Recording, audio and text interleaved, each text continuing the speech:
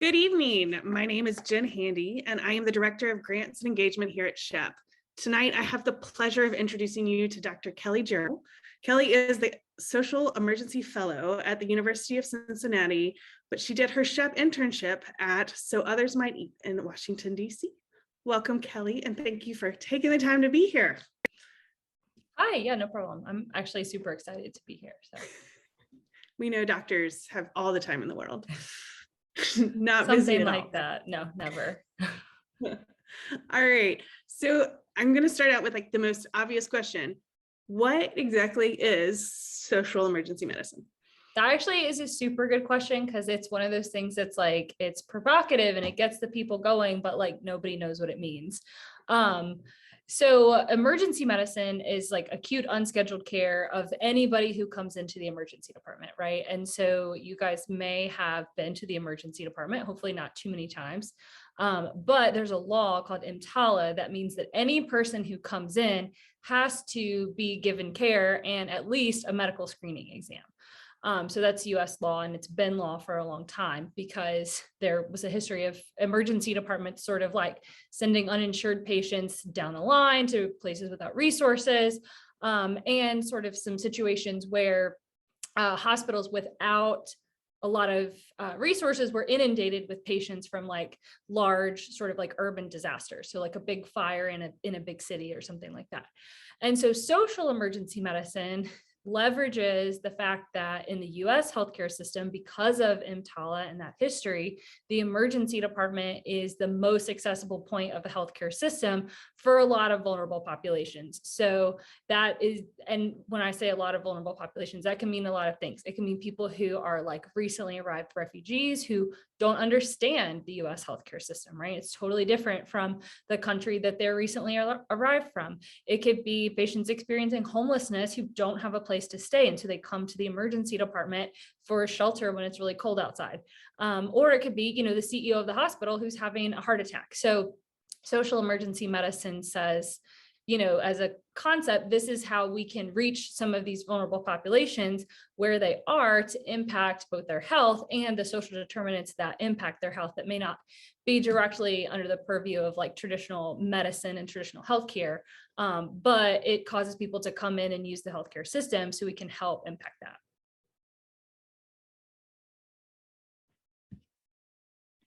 When you say like social determinants of health, what are some examples that you would see and kind of talk about for there? Yeah, for sure. So I have heard people say that your zip code impacts your health more than your genetic code. And I have no idea who to give credit to for that. But at least in my practice, that's very true, right? So social determinants of health are things that you might not think of that traditionally impact health, right? Like we think about like your family history of medical problems. That's sort of a traditional determinant of health, right? Your mom has a history of hypertension. Maybe you have high blood pressure. Social determinants of health are things like access to food, the type of housing that you have, the tax bracket that you fall into, the census tract that you live in, the neighborhood that you live in, the air that you breathe, the water that you drink, things that may be in those two sort of like very basic like determinants of health. The food you have access to. Do you have a house that you live in, or do you live on the couch of a family member? Or do you live on a bench in a park? Do you have a primary doctor? Are you, civic engagement is actually a super important determinant of health. Literacy, health literacy. So all of these things that impact your ability to A, care for yourself, and B, interact with the healthcare system that may or may not be direct determinants of health in the way that we think of them, like diagnoses you have, family history of diagnoses, or medicines that you take. Perfect. I'm sure everybody already knew that, but just in case, just in case they didn't learn that in their intro courses. So not only did you design the social emergency medicine fellowship you're in, you developed the social emergency medicine public health interest group and created a 2-week elective for residents. You clearly think that there is a need for this. So kind of 2 questions. I'm curious really what inspired it and kind of what holes you were seeing that you felt a need to like, that this was its own thing. Yeah, so both sort of like in Lexington at WNL, and then when I was in medical school, I went to Vanderbilt for medical school. So in Nashville, I had a pretty good familiarity with the resources that existed in those settings for people, right? So, like at WNL, like campus kitchens in the backpack program is a great example. Like if I heard, not that I, did necessarily, but if I heard of someone who like needed a lunch for their kid in the summer, I knew exactly where to send them. Working at the free clinic in Lexington, like I knew what resources were there and I knew what resources weren't and sort of how to help people engage them. That was even more true when I was at Vanderbilt, because as a medical student, you sort of engage with a broad array of these community resources. And so I knew how to help patients get what they needed. Like if it was gaming the system, so be it. If it was a subspecialist provider that we needed to get to come to our free clinic, it happened. And if it was, they couldn't pay for it, so what? We figured it out. And when I went to residency, I didn't have any understanding of the community resources. I am fortunate that we have 24-hour social work. We also have a program called the Early Intervention Program that engages patients for HIV screening, hepatitis screening, other infectious disease screening, and substance use, and a few other things as well. So I knew who to call in the emergency department, but that was the limit of my knowledge in Cincinnati. And I felt like it really limited my ability to care for patients when those resources were either overwhelmed, which they often are at a busy level 1 trauma center, especially since COVID, or when they weren't available, because some of those resources aren't available 24/7, 365 at every clinical site. And in fact, it's actually unusual to have 24-hour social work in a hospital or clinical setting. So I felt like it was important for me to know about that. I wasn't the only person in my residency class that felt that way. So 3 of us got together and started this interest group. We also felt like at our residency, there was a big interest in public health, global health, social EM, and there just weren't a lot of existing like structures for that. And so we wanted to sort of build something that would last after we were gone. And so the elective was sort of like a natural progression from that interest group that I wanted to spend time like learning more about it. And then the fellowship sort of existed when I was like, what do I want to do with the rest of my life? Like, I think this is it. I think there's a lot of value to do this fellowship in Cincinnati, because at that point, the existing fellowships were all on the coasts, which are different in terms of healthcare, the healthcare networks, the way healthcare looks, the problems that patients face, both medical and social, look different in Boston than they do in San Francisco than they do in Cincinnati. And so I felt like that there was a rich environment for that. And I was like, let's try it. Let's see how it goes. That's wonderful. So I feel like there is a push for within the entire field of people, practitioners trying to collaborate more and realizing it's much more intertwined, that you can't address diabetes the same way if someone doesn't have access to adequate food. Like you can't just deal with health here and food here. It feels like we've been doing that for years, but it really feels like it's ramped up more recently, the interconnected, all those buzzwords. How do you see like this field, this idea of social emergency medicine changing maybe by the time these interns make it to med school or residency or anything like that? Yeah, so social medicine actually is a really kind of old concept. And I kind of think about it, like at the advent of like modern medicine, like we didn't really have that many medicines and surgeries, right? So like the quality of air that you breathed was like a huge factor that doctors could actually change, right? The type of water that people had access to was a huge determinant of their health because it was like before modern sewage, right? And so this concept, I think, has sort of come full circle now that people are sort of like thinking about holistic approaches to medicine, sort of thinking about the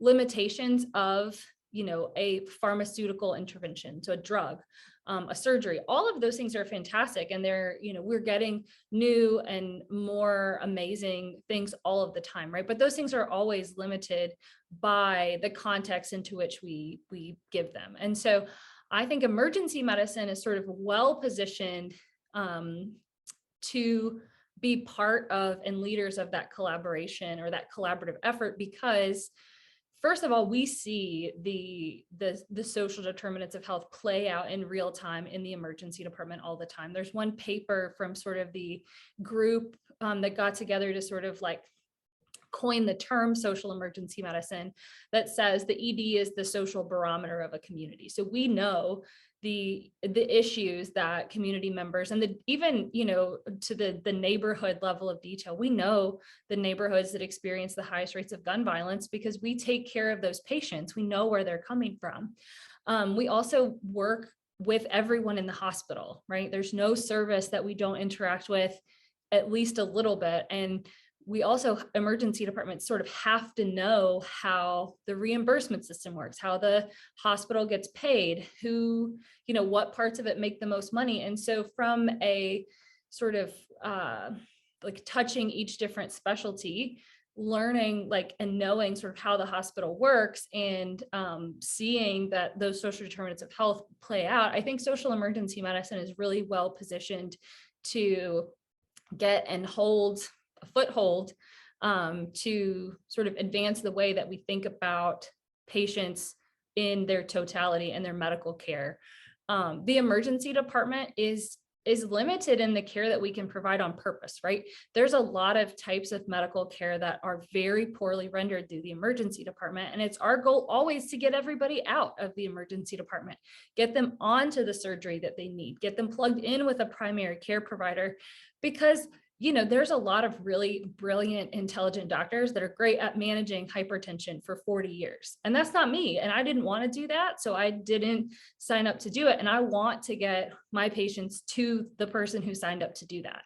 And I think as we get more and more and more subspecialized, I think there is, you know, there's a quarterback, there's a wide receiver, there's a safety, and emergency medicine is well positioned sort of like as a coach on the sideline to know who goes where. That's great. I'm not the only one who pulls in sports analogies. Yeah, and I'm not like the sportiest person, but like living in Cincinnati, you have to become more and more sporty. That's like a prerequisite for living here. If anyone's from sort of like Ohio or like the Midwest area, football is something you have to learn. If you're trying to go to med school in Ohio, learn some sports metaphors. That's right. All right. So advice number one for the interns. All right. So in fact, this summer, we have quite a few SHEP interns hoping to go somewhere in the medical field.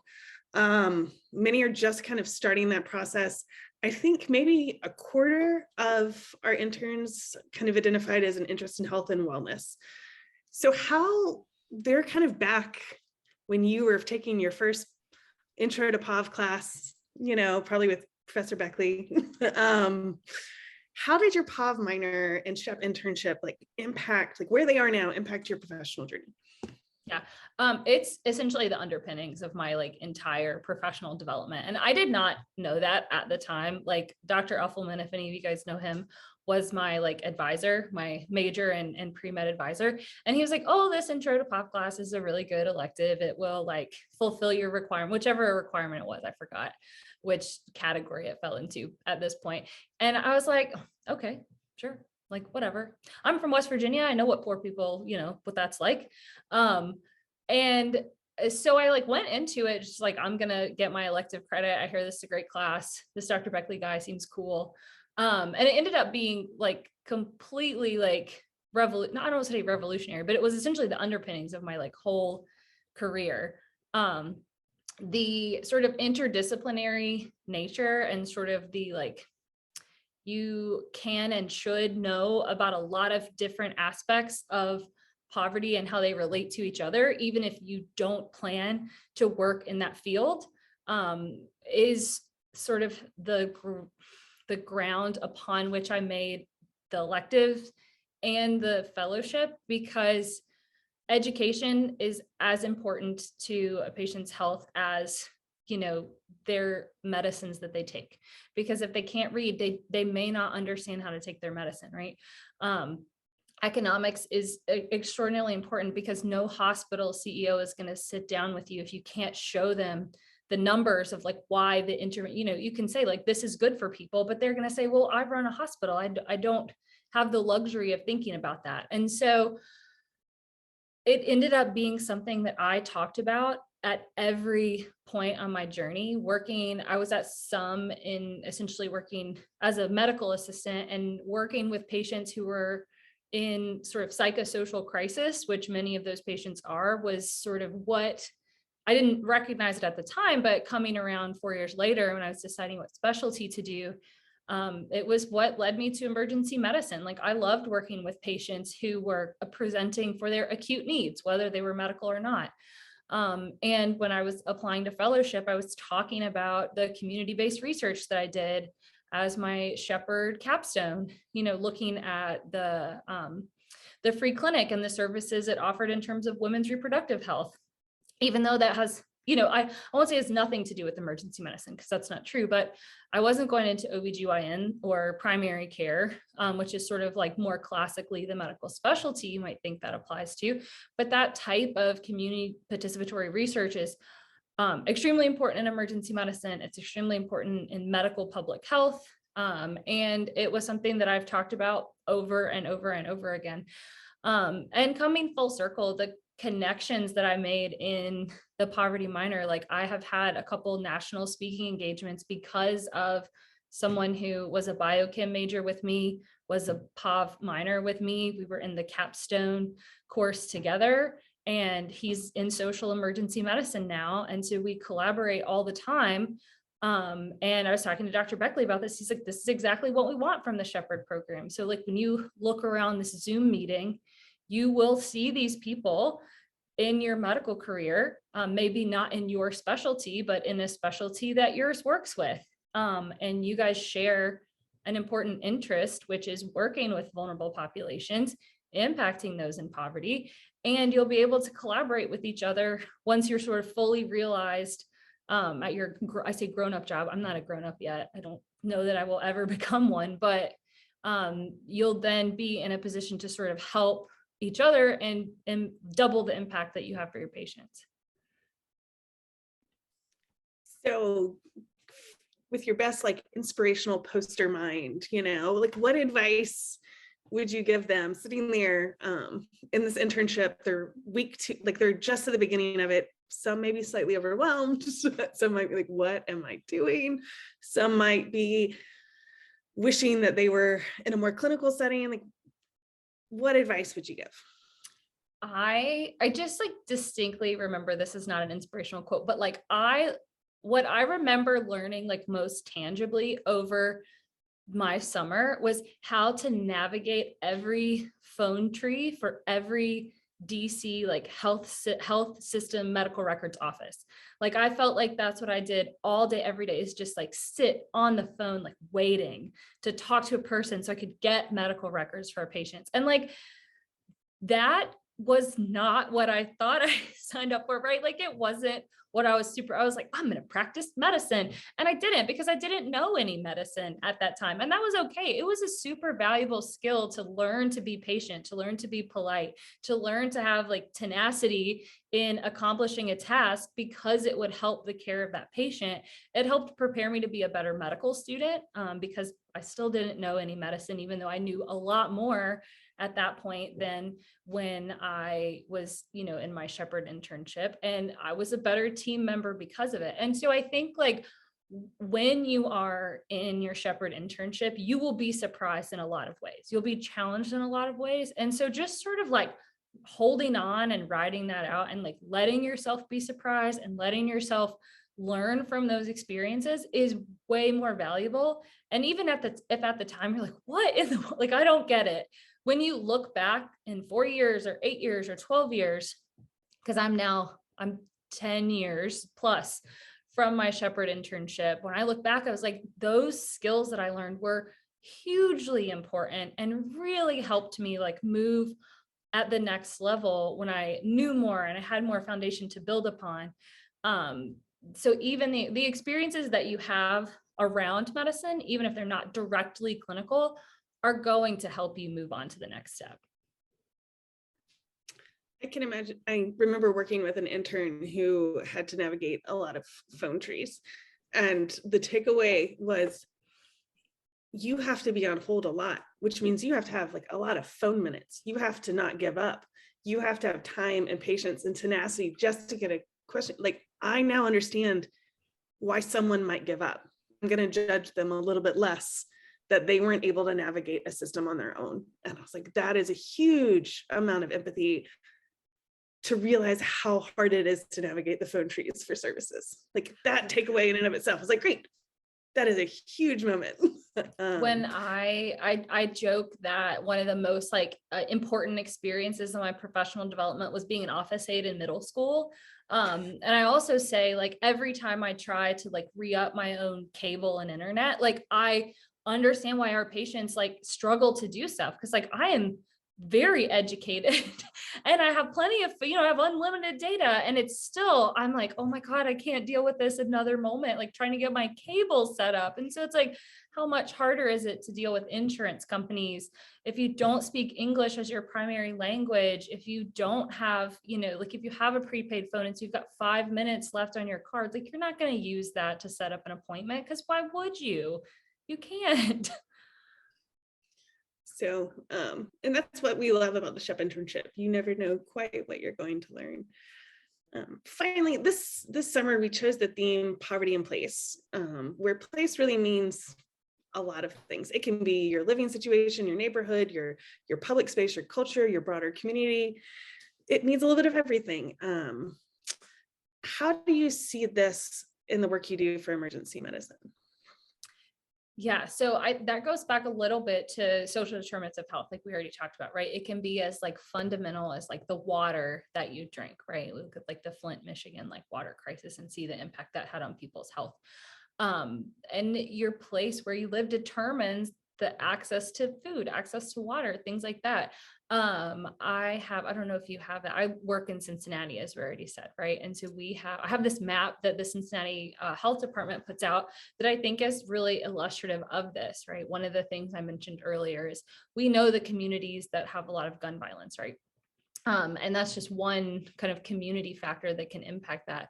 Looking at this map, if you guys can see it. So these are the neighborhoods in Cincinnati, and the dark green is sort of the highest life expectancy, and the lighter it gets, the lower the life expectancy. So if you look at there's three kind of big neighborhoods that are really dark green.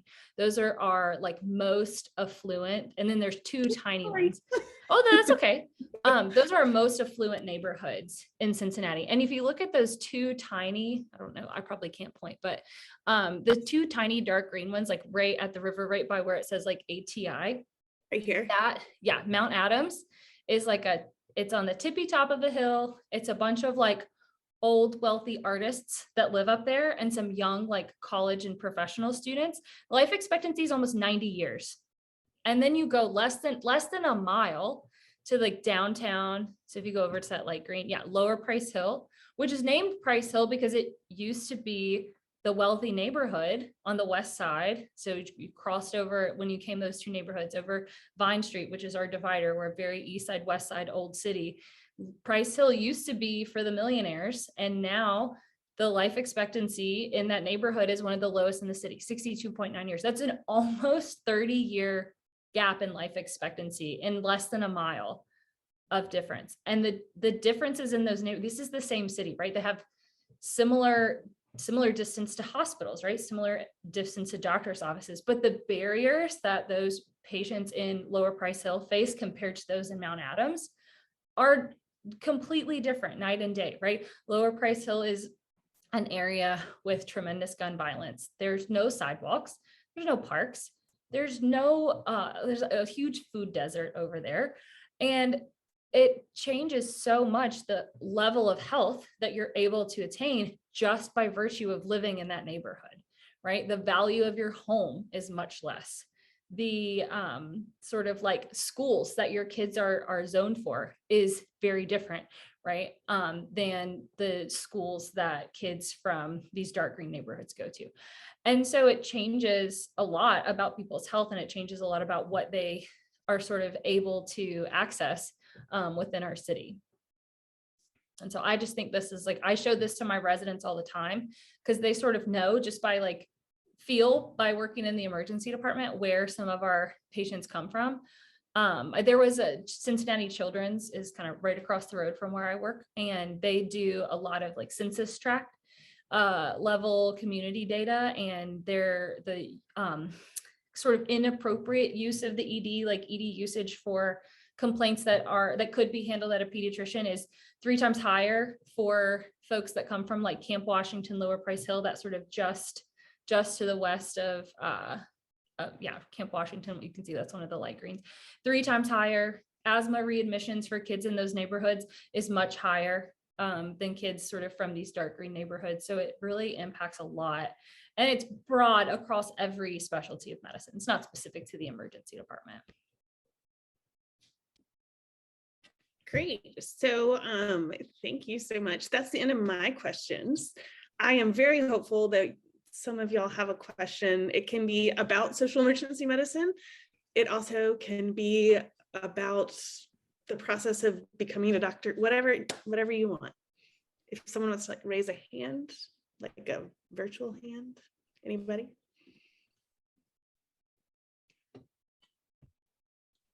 Ooh, do you have, there you go. Yeah. Christina, did you raise your hand?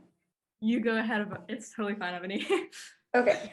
I was just wondering, like, when you're practicing social emergency medicine versus emergency medicine, like, what are the differences in approach? Yeah, that's actually a really good question, because I think like when we think of specialties of medicine, we think about like cardiology versus like GI, or like pediatrics versus like adult medicine. So my clinical practice is the same as almost every other emergency, like board certified emergency medicine specialist. We all do, every doctor truly does social medicine to some capacity, right? And there are ways to sort of insulate yourself from it a little bit by the sort of practice environment that you're in. If you're in a more affluent neighborhood, you're probably going to see fewer, less affluent patients just by virtue of proximity to your hospital, right? But the thing that differentiates like me as a subspecialist in social emergency medicine is sort of the non-clinical work that I do. So I have my master's in public health. I do some global health work with an organization that partners with 3 villages in Tanzania. So that's something that I do sort of on my, I don't want to say on my own time, but because sort of adjacent to my clinical practice in the emergency department.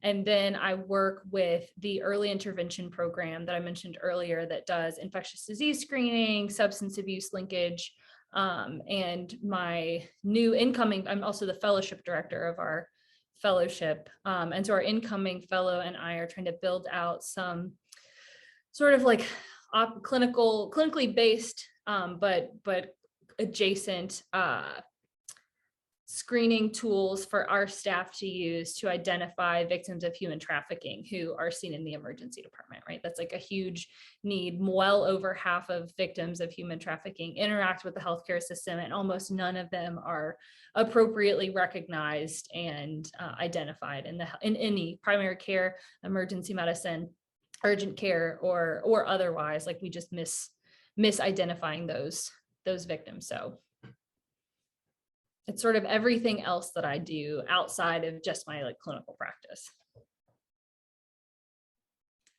Christina, did you have a question? Yeah, I did. So this is actually quite special for me because I am in DC as a summer intern this summer, which is so like incidental that this is happening. But just to kind of get something off my chest that I've noticed, at least for my last week working here. So as you know, the population that some tailors their work towards is one with very high prevalence of houselessness, drug addiction.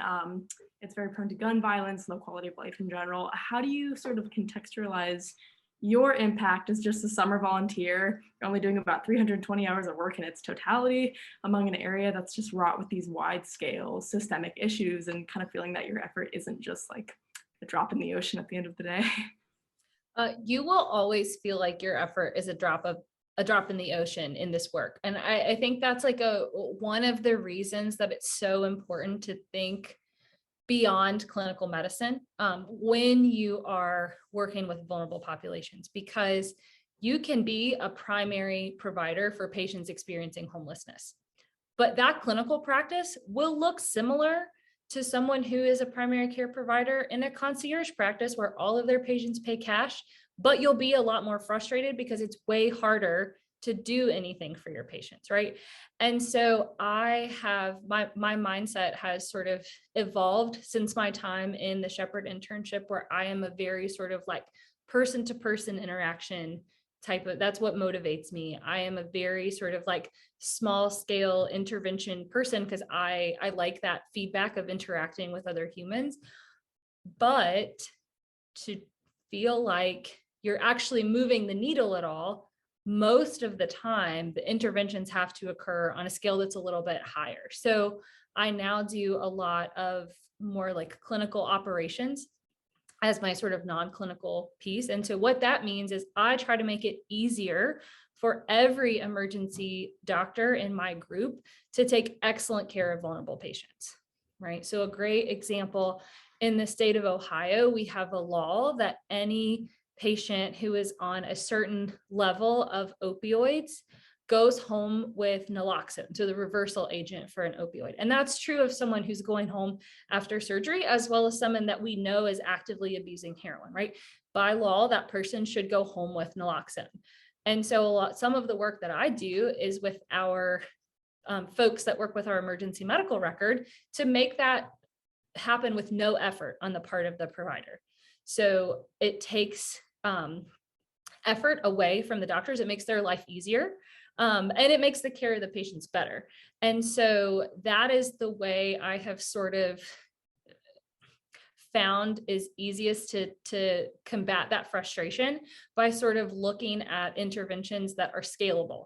You can do, a pilot, and then you can expand it to the whole emergency department, and then you can expand it to the whole health system, and then you can expand it to the region, and then you can write a paper about it, and other emergency departments or health systems can copy it. And so I think that we as people can never do everything. It's impossible. And at the end of the day, you're just one person who has to take care of yourself, right? You got to eat, you got to exercise, you got to go to your own doctor, you got to see the people that are important to you. And so, I don't look at my work at SUM as if I made an impact in anybody's life. Like I'm maybe, but I don't know about it, but I learned so much that was helpful to me to sort of like mull over and come back to 4 or 5 or 6 years later, and change sort of the way I thought about my own career and my own practice of medicine. And I think that is sort of the piece to take away, is that you can never do it all alone, and you will always feel frustrated by situations because it's hard. Like it's hard to provide good care to people who are facing the challenges that those patients at SUM face. And the beauty, I think, of that specific organization is they attack it from all angles, right? Like they've got food, they've got showers, they've got clothes, they've got addiction treatment, they've got social workers, they've got job training, they've got all kinds of stuff. And that's a huge operation. It takes a lot of people to do it. And that's great. Thanks. I had a quick follow-up that I feel like might be the other part of that question.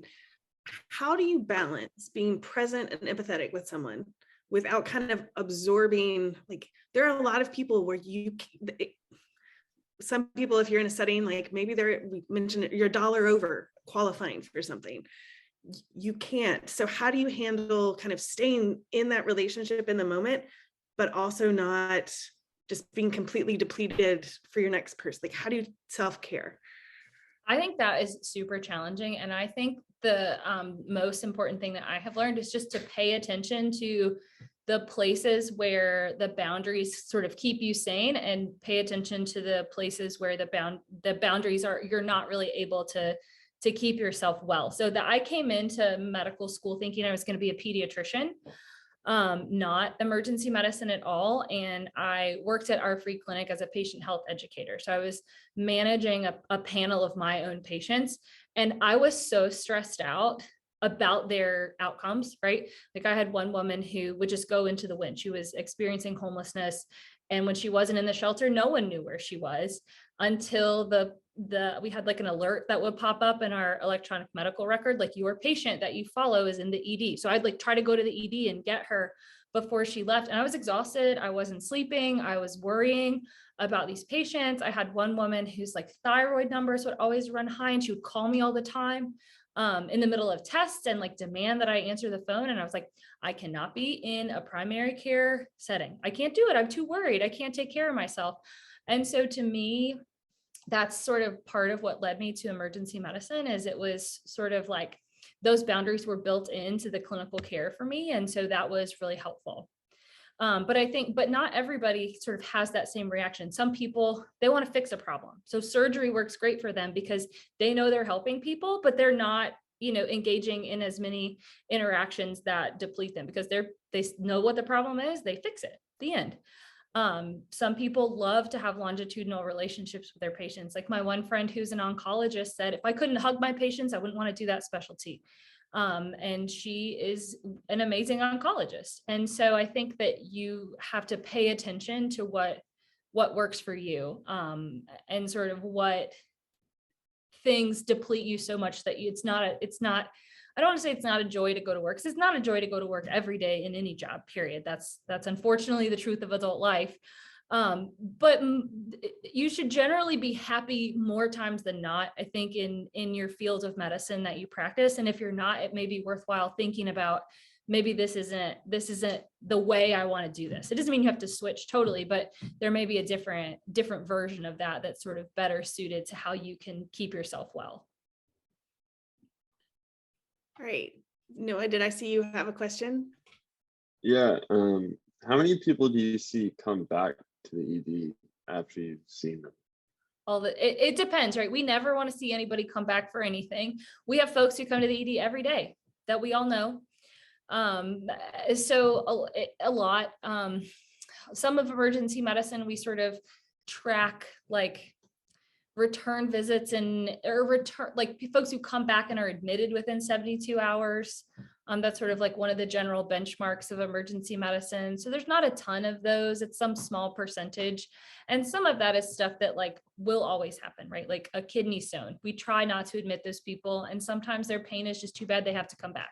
That's the natural course of that disease process playing out. So, but the folks that we see every day, there's a reason, right? Like there's something going on that causes them to seek care in the emergency department every day. And it sometimes is medical. It's usually not, it's usually layered. And so more than you would think probably is the answer to that question without a specific number. All right, we probably have time for one more question. Anybody?